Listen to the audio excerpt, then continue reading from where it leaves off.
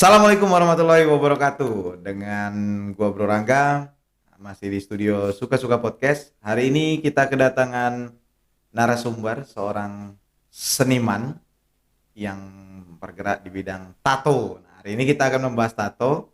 Buat kawan-kawan yang nonton video ini, jangan di-skip videonya karena kita akan membahas lebih dalam tentang dunia tato.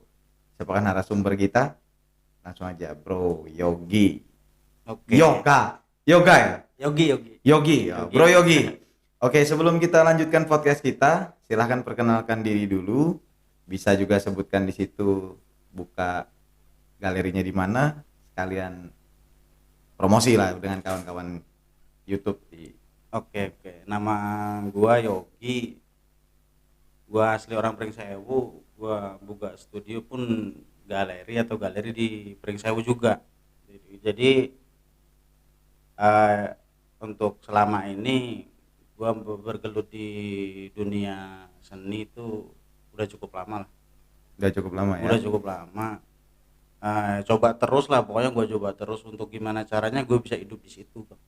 Cari penghidupan di bagian Iya, seni ya. pure di seni rupa. Seni rupa ya. Seni rupa. Untuk alamat lengkap tokonya nih, biar kawan-kawan nggak bingung nih yang mau datang ke galeri. Kalau tepatnya sih ya deket SMA Sapirus Pringsewu itu, deket-deket situ tuh. Nggak jauh dari situ. Di Google Map juga ada tuh namanya Nakatato. Nakatato ya. Namanya Nakatato.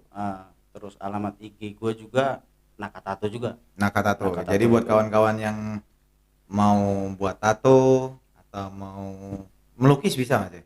Lukis juga bisa. Melukis atau mau mengabadikan momen dalam bentuk seni rupa, nanti bisa langsung dicek di IG-nya Nakatato ya.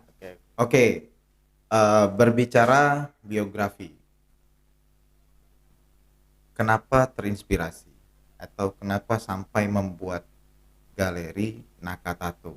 Memang basicnya dari dulu senangnya membuat tato atau memang dari orang tua memang juga seniman? Bisa dong dikasih tahu kawan-kawan. Oke. Sedikit nih dari Ya. gua nih. Dulu gua bisa terinspirasi dari dunia seni rupa nih, memang udah lama dari SD gua. Gua di situ suka, lama kelamaan gua bergelut di bidang itu, eh, karena di lingkup wilayah tempat tinggal gue itu banyak bro, namanya istilahnya dulu preman. Jadi mereka tuh bertato, lama kelamaan gue lihat bagus juga, kok bisa gitu, kok bisa gambar itu gak hilang, itu gimana caranya. Tuh Ya. awal gue ngelihat, awal tuh pandangan orang ini kebanyakan dulu itu dianggap mereka tuh preman semua. Ya. Apalagi di waktu zaman dulu tuh, zaman Soeharto tuh kan ada penembak misterius tuh. Ya. Orang yang bertato tembak, orang itu tembak itu. Gue makin penasaran di bidang itu. Lama kelamaan gue semakin dewasa tuh, gue cari tahu lah gimana sih tato ini gitu. Dan memang dari pihak keluarga gue juga pun melarang kalau gue itu bertato, apalagi menato bro. Ya. Karena Gitu. kan nyimpang betul gitu, dari apalagi gue ini muslim loh. Ya. Iya. Terus ya lambat laun gue pelajarin dari kawan-kawan juga. Gue juga sekarang punya komunitas yang bagus, namanya Lampung Artis Raja Club. Dia itu seni raja tubuh. Selampung ya, punya wadah di situ untuk tatois atau tato artis. Itu sih. Terus apa lagi nih? Nah, itu kan tadi sudah berbicara tentang seni tato ya. Ya. Memang identik tato itu menurut penilaian masyarakat, namanya sudah bertato itu pasti satu orang nakal, Ya. kedua bajingan, Ya. kan gitu. Kalau homo jelas nggak ditato ya, orang-orang homo itu ya. Orang nakal ya, preman mungkin kan gitu. Identik dengan itu, tapi itu dulu. Tidak semua orang bertato nakal. Saya punya kawan bertato. Dibilang nakal nggak mungkin dia nakal kan gitu. Karena dia ketika saya tanya dengan dia, kenapa kamu tato? Dia bingung mengekspresikan bentuk. Saya ini pengen punya gambar, tapi yang gambar itu memang bisa dekat dengan saya. Ah, Akhirnya digambarlah di badan kan gitu. Dan alhamdulillah sampai sekarang dia juga sulit cari jodoh. Gara-gara badannya bertato kan kayak gitu. Karena prinsipnya orang tua zaman dulu kan begitu. Iya. Mungkin tadi ada salah satu kutipan dari Bro Yogi, ah, orang tua melarang untuk mentato ya. ah, Apalagi sampai ada gambar-gambar tato sedikit di badan kan. Iya. Akhirnya ada sedikit penilaian yang miring lah di situ. Ini tato tadi ya. Artinya terinspirasi dari banyaknya peminat lah ya. Ya, Banyaknya benar. peminatnya yang untuk bertato. Ya. Dan sampai punya komunitas Ya. ya kan gitu. Ya, alhamdulillah. Mm. Alhamdulillah banyak yang tertarik dalam hal itu Iya. ya. Menggeluti dunia tato itu Iya, sudah berapa tahun? Itu dari tahun gue belajar nato 2015, kurang lebih 5 tahun lah sampai sekarang. 5 tahun. 5 tahun. Tato pertama yang dibuat ini motifnya apa? Nah, gitu. Motifnya ya abstrak juga, bro. Pengen jadi naga tapi kadal gitu jadinya. Tapi enggak, kalau orang yang sudah punya jiwa seni itu biasanya ya begitu nato ya gambarnya memang betul-betul real. Naga ya gambar naga gitu. Apa gambar pertama itu? Awal dulu gambar ya mungkin yang sederhana dulu yang gue bisa lah. Ya, Contoh nih, kayak contoh misalkan simpelnya gambar bunga tuh. Oh, gambar bunga. Bunga apa nih? Bunga mawar. Isinya bunga terong. tapi Jangan. artinya memang dari bunga ya.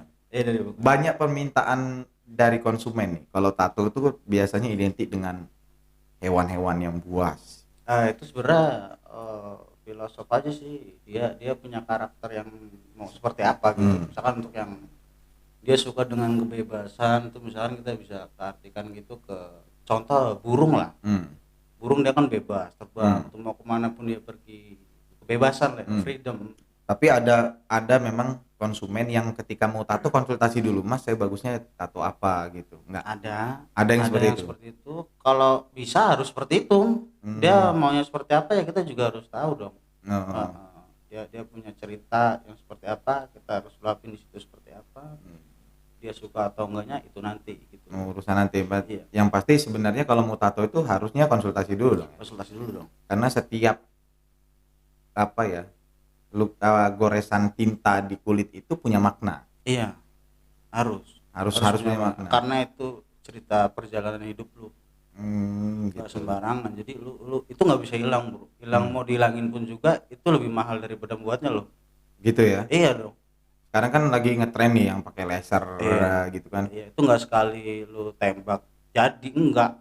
Itu punya beberapa tahap juga gitu. Ada prosesnya lah ya. Ada proses sendiri. Sehingganya ketika membuat tato ya jangan anget-angetan ya. Jangan. Tadinya di kanan sudah gambar naga, di kirinya gambar kucing gitu kan, ya akhirnya nggak jelas karakternya gitu. Mungkin kira-kira begitu ya. Iya, kira-kira Tapi begitu. seorang pentato ya, pembuat tato memang apa ya, bisa secara kafah ya, secara keseluruhan paham tentang filosofi tato. Orang gimana tadi? Seorang pentato itu kan contoh kayak ada orang mau konsultasi. Ya. Ini karakternya begini nih, ini ceritanya begini nih. Itu berarti harus menguasai di bidang itu dulu.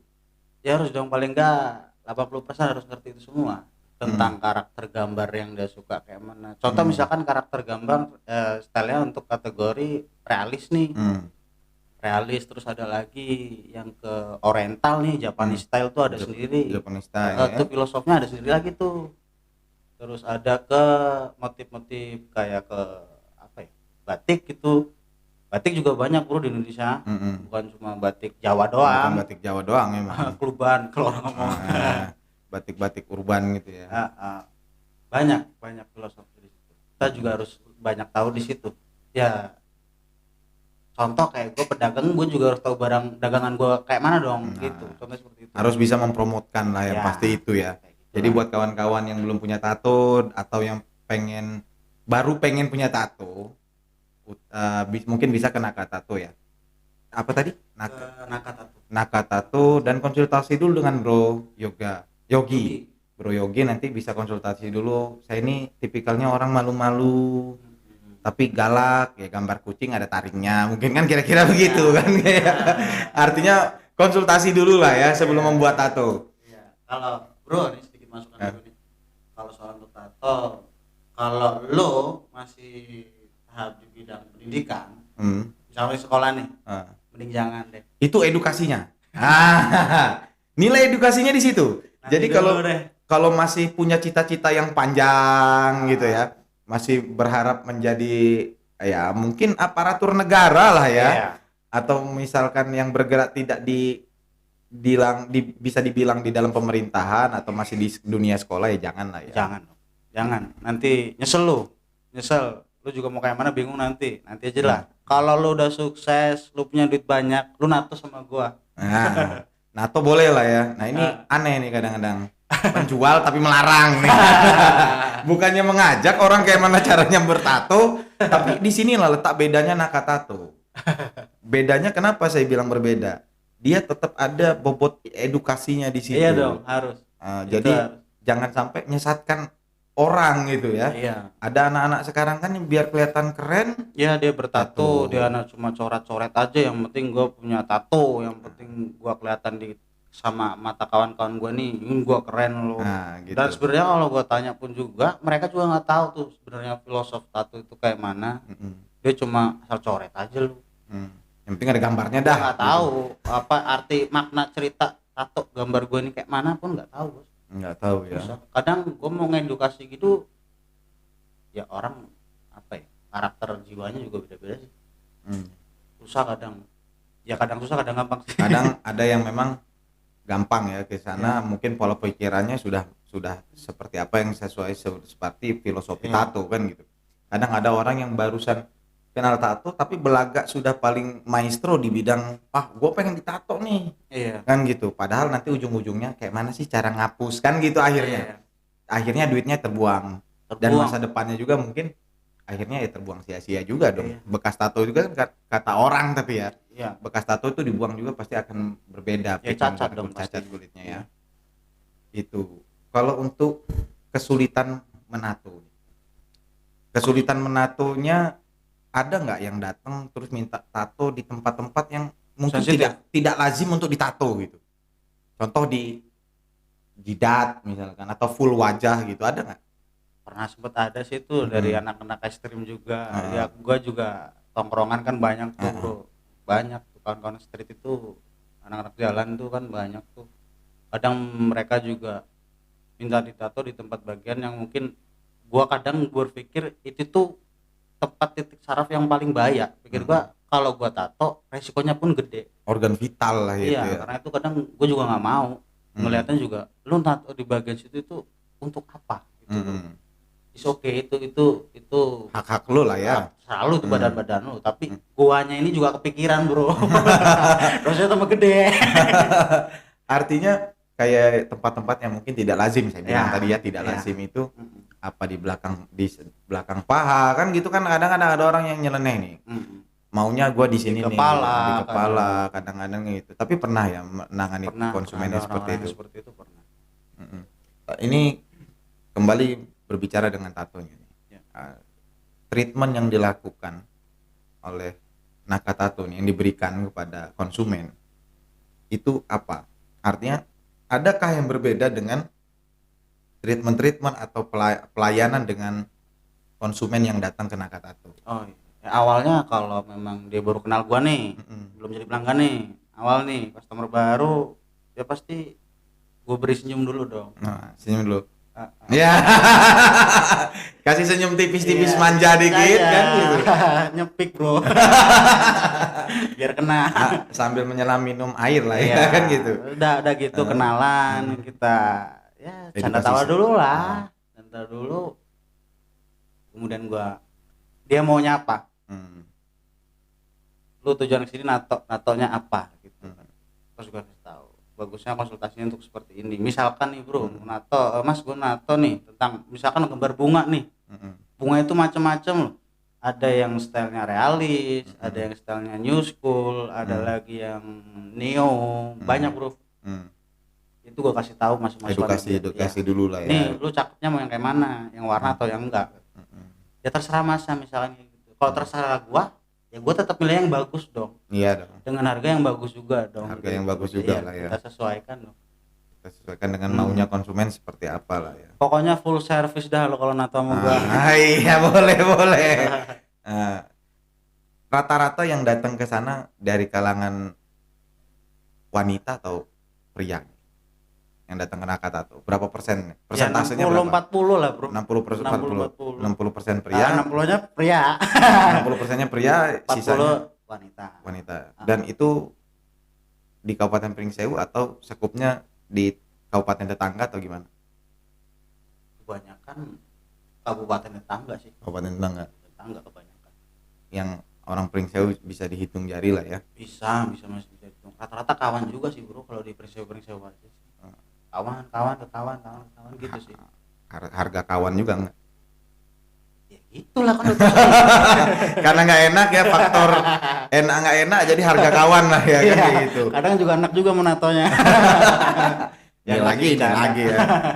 Ya tetap lah kalau gua untuk di bidang apa ya, untuk apalagi tato nih, karena tato ini kan ya nggak bisa hilang, Bro. Ya seoptimal mungkin gua kerja lah di situ. Maksimal lah ya di situ, all out di situ lah ya. Ketika iya, memang gua harus punya hasil bagus di lu nih, karena lu itu ya kan pas hidup sih, Bro. Iya, karena memang itu satu permanen ya, nggak bisa hilang. Kedua memang ya akan dilihat banyak orang. Iya. Nih lu nato di mana nih? Rusak citra Nakatatonya dong. Ketika itu jadi ini ya, ketika gambarnya jadi kurang jelas. Oke. Itu tadi tato. SOP-nya nih. SOP-nya itu kita paling enggak untuk standar operasional prosedur kita harus pakai safety glove tuh, sarung tangan satu, terus ada alkohol. Di situ adalah untuk pembersih awal tuh. Terus ada namanya green shop. Tinta tato pun dia nggak boleh expired. Jarumnya sekali pakai, wadah untuk tinta tatonya pun sekali pakai. Jadi satu kali pakai wadah tintanya ya. Iya, itu harus satu kali pakai. Kalau jarum ya jangan satu untuk semua lah ya. Jangan dong.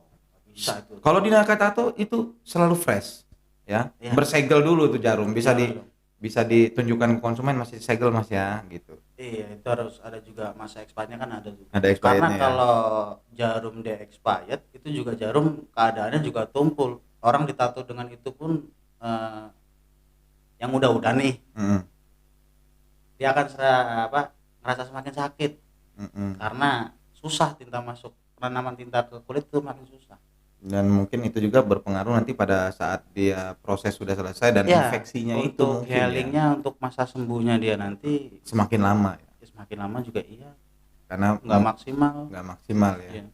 Yang pasti selalu satu kali pakai untuk satu orang ya. Harus dong, harus itu masalah tinta nih. Tadi tinta expired. Kalau saya lihat literatur sekarang sudah ada tinta yang bentuknya herbal. Iya. Nah, itu yang herbal, tinta herbal itu yang seperti apa sebenarnya? Tinta herbal ini biasanya dipakai untuk orang-orang yang untuk sulam alis tuh. Sulam alis gitu ya. Sulam biasanya dipakai di salon-salon tuh. Salon kecantikan tuh biasanya pakai sulam alis tuh, kan tintanya juga herbal, Bro. Itu dia bukan hilang sih. Dia cuma hanya memudar. Nanti perlu ditouch up lagi di beberapa bulan kemudian atau 1 tahun kemudian dia harus touch up lagi, dia harus retouch. Dia harus diulang lagi. Ada perawatan di situ. Ada kalau situ karena dia itu herbal. Jadi dalam dunia tato nih kan saya nggak bertato ya. Ada perawatan setelah bertato, misalnya sudah jadi nih gambar nih. Apa tidak selesai dengan sudah jadi, apa seumur hidup nggak akan berubah, atau memang harus ada perawatan? Kalau ada perawatannya sih untuk masa penyembuhannya dulu tuh biasanya tuh itu ada salep sendiri kita. Ada untuk penyembuhannya. Dia biasanya pakai itu kurang lebih ya antara 1 bulan 2 bulan itu dia pakai itu, terus aftercare-nya itu udah, setelah itu ada lagi, Bro. Ada untuk perawatannya lagi, ada lagi. Tapi itu udah jadi satu paket dengan biaya natunya ya. Biasanya seperti itu. Artinya nggak terpisah gitu lah ya. Kadang terpisah, bisa terpisah dan bisa juga jadi paket gitu lah ya. Tinggal konsumen sih, Bro. Ini ngomong-ngomong dari tadi saya liatin ya Bro Yogi.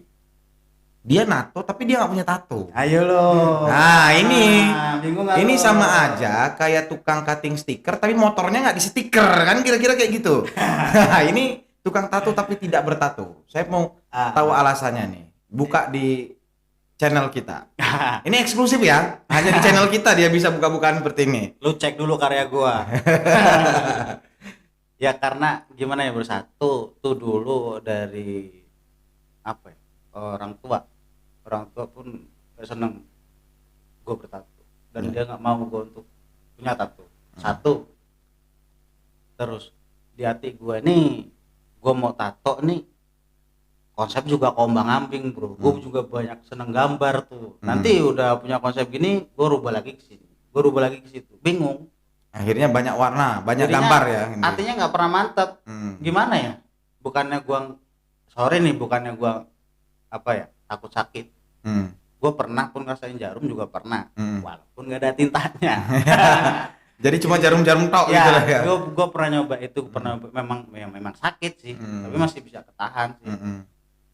Gue kalau mau tato udah lama, gue baru nato, udah punya tato banyak gue. Mungkin satu tubuh ini bisa full sudah. Bisa, ya? mungkin sampai leher lah, sebuka mungkin. Bisa di lidah segala macam ya. Bisa di gigi, di tato gitu ya. Ya, kalau saran gue sih kalau lu bener-bener mau tato nih, lu mantepin dulu hati lu pastiin gambarnya mau seperti apa kira-kira, itu untuk seumur hidup lu bro. Gak main-main tuh. Harus konsisten intinya. Konsisten tentang apa yang lu tuju, apa yang mau lu gambar apa, gitu kan. Harus mantep bener. Ya kalau apa ya, aduh bingung kalau nerapin ke gue juga karena gue juga nggak bertato, gue bingung juga lah. Nah, artinya yang jadi host tidak bertato, yang di narasumber itu bukan tidak bertato tapi punya bisnis tato kan gitu.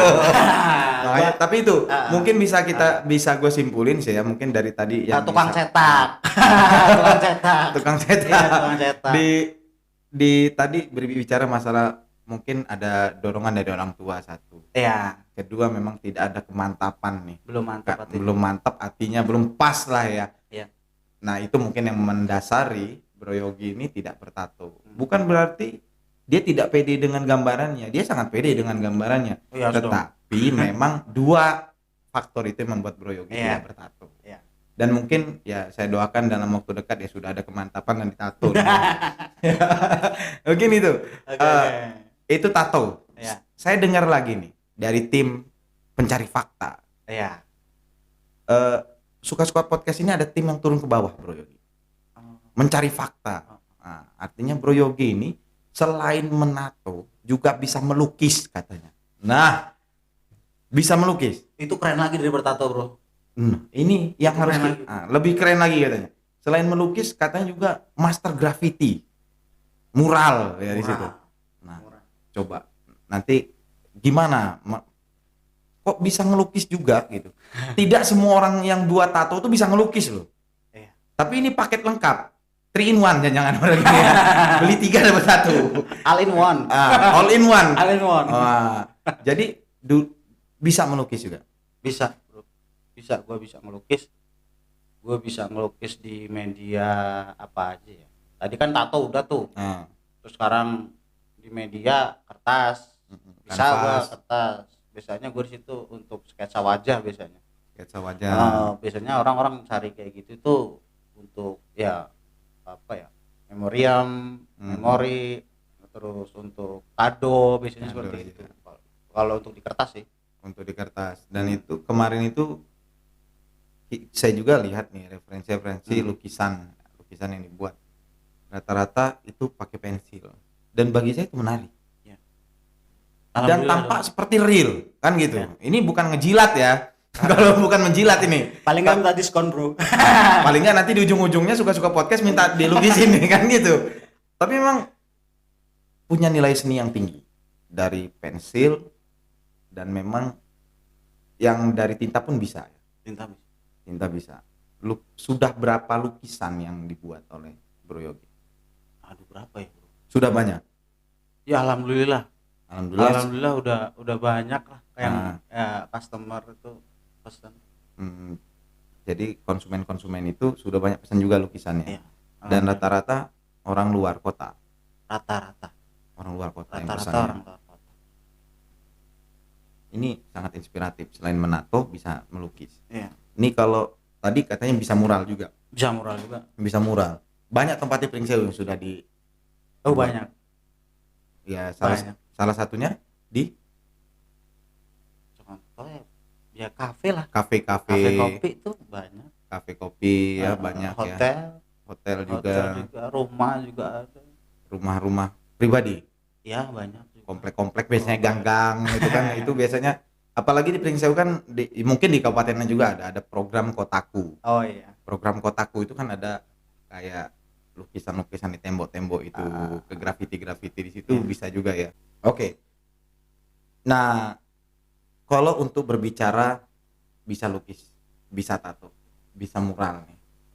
Kalau ada konsumen yang nonton video ini, Gimana? sangat terjangkau nggak sih harganya? Kalau untuk apa ya? Untuk Pringsewu nih. Gimana ya? Kadang gua ya sedih, kadang juga seneng sih karena ya gua sedihnya itu kadang untuk menilai tentang seni rupa, apalagi seni rupa ini kadang mereka berpikir kalau itu hal yang dianggap mudah Dan maunya murah gitu ya. iya padahal dia itu apa ya, dia itu nggak tahu ya proses kita itu entah berapa lama gua untuk bisa seperti itu, proses pengerjaannya berapa lama, Berimajinasinya seperti iya. apa kan gitu. Iya, kalau di Pringsewu kalau menurut gue sih masih kejangkau sih, Masih kejangkau. sangat kejangkau dan itu pun sangat murah. Nah, Kalau menurut gue sangat murah untuk kualitas yang begitulah ya. untuk kualitas yang seperti itu ya. Oke, sekarang kita klasifikasikan. Tato paling murah berapa? Tato minimum price untuk non color nih ya. Non color misalkan kita yang mau gambar tulisan tuh itu 250 ribu untuk minimum price-nya. Nah, angka paling nilai tertinggi, prestis tertingginya yang pernah bertato di Nakatato sampai berapa harganya? Sekali pertemuan nih. Iya. Sekali ketemu sekali jadi waktu itu ada sekitar 6 juta. 6 juta. Satu kali nato 6 juta. Itu nilai paling tinggi. Nilai paling tinggi. Nah, nilai paling rendah 250.000. Nah, yang buat monato bisa dipertimbangkan tuh, ya. Kalau pengen murah, beli permen karet ada itunya di tempel aja. Itu tato. Kalau lukisan untuk ukuran nih yang di kertas nih ya. Iya. Yang di kertas untuk ukuran 10R tuh harga 250.000, itu dia satu karakter. Maksud gua satu kepala. Dia nggak full body. Belum, Bro. Kalau full ya. body dia udah beda lagi dong. Dia kita juga perlu proses yang lebih lama dong. Iya. Tingkat kesulitannya naik soalnya. Beda. Nah, gitu. Itu 250.000 angka itu melukis 2,5 ya. Iya, itu udah sama frame. Udah sama frame, pokoknya terima tempel lah ya. Udah beres tuh. Udah beres. Yang paling mahalnya. Yang paling mahal itu di angka 800.000. 250 sampai 800.000 untuk dapat lukisan sangat murah itu. Murah dong, sangat murah dengan kualitas begitu ya. Nah, memang kita harus bangga dulu dengan kualitas kita. Minimal gitu. Masa kita yang bikin kita nggak pede dengan dengan brand kita kan? 250.000 sampai 800.000 itu bisa by pensil atau by pensil dengan pewarna beda lagi. Beda dong. Beda lagi ya. Beda lagi karena untuk apa ya, range harga untuk di bahan juga beda. Beda ya. Beda, sangat beda. Nah, kalau itu tadi kisan. Kalau murah. Kalau dari mural nih untuk Pringsewu nih ya. Untuk Pringsewu untuk ukuran desain-desain kayak siluet itu kita taruh harga 150 per meter. Itu bahan dari kita tuh. Bahan dari kita. Maksudnya bahannya tembok nih? Bukan, cat. Catnya kirain saya bawa semen sama batanya per meter enggak ya? Pasir. Nah, artinya cat dari Nakatato. Dari kita. Siluet ya? Siluet. Kalau yang untuk model kayak apa ya? Vektor itu dari harga 250 per meter. Per meternya vektor kayak flat art tuh. Karena dia full color sih, Bro. Full color ya. Dia juga harus ya perfect. Memang harus perfect. Harus memang benar-benar sesuai dengan permintaan konsumen. maunya gambar naga jadinya naga, Bro. Kalau gua enggak, kalau gua gambar tadinya niatnya mau gambar burung, jadinya anakan ayam biasanya. Telurnya dulu. Telur dulu, paling mudahnya. Nah, nih kalau di studio kita, nah, kita ada closing statement namanya nih. Iya. Kita sudah tahu dari nilai prestisnya dari yang lain. Ada closing statement di studio Suka-Suka Podcast ini, bentuknya boleh motivasi, boleh kata-kata mutiara untuk kawan-kawan yang menonton video ini tentang Nakatato.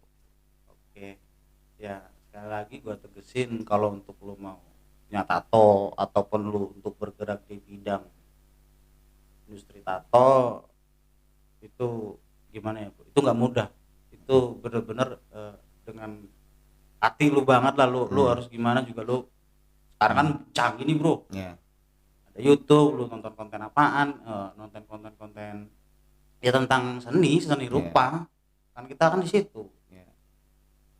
Dan kalau lo mau bergerak di bidang itu, hidup di bidang itu pun lo harus konsistennya harus kuat. Lo harus punya relasi yang bagus gitu kan, link-link yang bagus gitu. Ya kawan lah sekali lagi.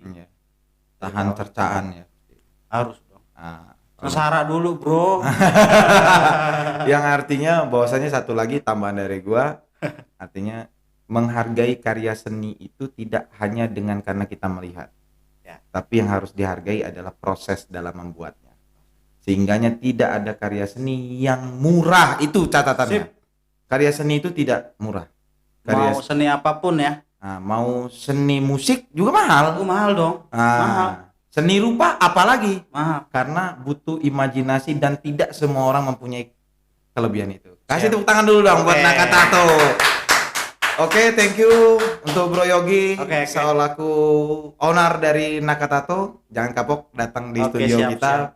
Nanti kita mungkin buat part 2-nya ya. Masih banyak yang harus kita ulik-ulik dari Bro Yogi ini karena multi talent ya, bukan talentan, multi talent ya. Artinya bisa selain juga bisa mentato, bisa melukis dan juga bisa membuat graffiti atau mural-mural itu ya.